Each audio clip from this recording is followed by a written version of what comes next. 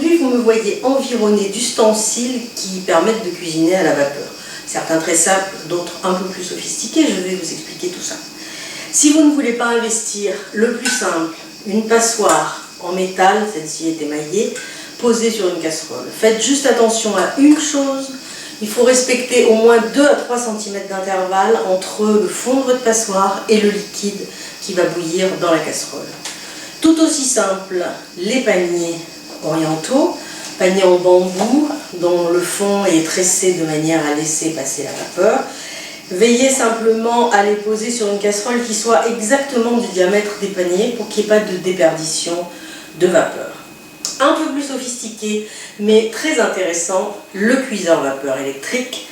C'est celui dont je me sers très couramment. Il a un avantage, il permet de sélectionner le temps de cuisson puisqu'il a un minuteur et il permet aussi d'avoir une température de vapeur stable puisqu'elle est produite par une résistance électrique qui est à l'intérieur du compartiment du bas. Si il y a cet objet dans votre famille, vous pouvez aussi l'utiliser. C'est le bon vieux couscoussier. Vous voyez, celui-là ne date pas d'hier. C'est un ustensile de famille.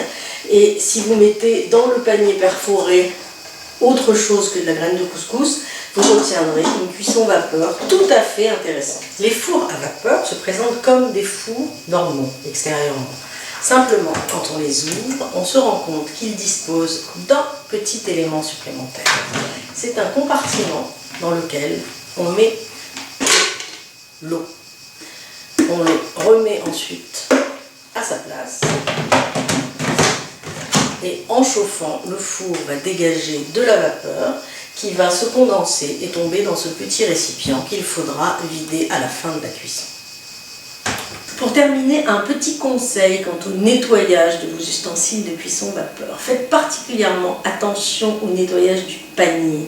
Pour que la vapeur se diffuse de façon homogène et que la cuisson de vos aliments se fasse de façon régulière, il faut que les interstices ne soient pas du tout encombrés par du calcaire ou des petits résidus de nourriture. Pour ça, offrez-leur un petit traitement naturel, 100% naturel, de temps en temps. Dans à peu près 3 litres d'eau chaude, vous versez ou un verre de vinaigre, n'importe quel vinaigre, ou un demi-verre de bicarbonate. Vous mélangez et vous mettez votre panier à tremper dans ce liquide. Quand le liquide est froid, vous brossez votre panier comme une petite brosse de ménage, vous rincez bien et si vous faites ça une fois par mois à peu près, vous aurez toujours des appareils de cuisson vapeur en parfait état. Si vous avez un cuiseur vapeur électrique, pensez aussi de temps en temps à détartrer l'intérieur du compartiment du bas parce que la résistance se couvre de tartre et de calcaire. Pour ça, même traitement, un peu de bicarbonate ou un peu de vinaigre dans le compartiment du bas, vous laissez reposer, vous frottez et tout ira très bien. Dernier élément, le four à vapeur, là c'est un tout petit peu plus délicat.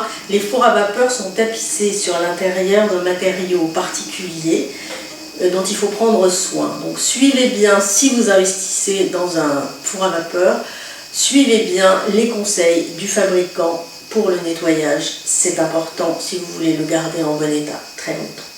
À bientôt, portez-vous bien.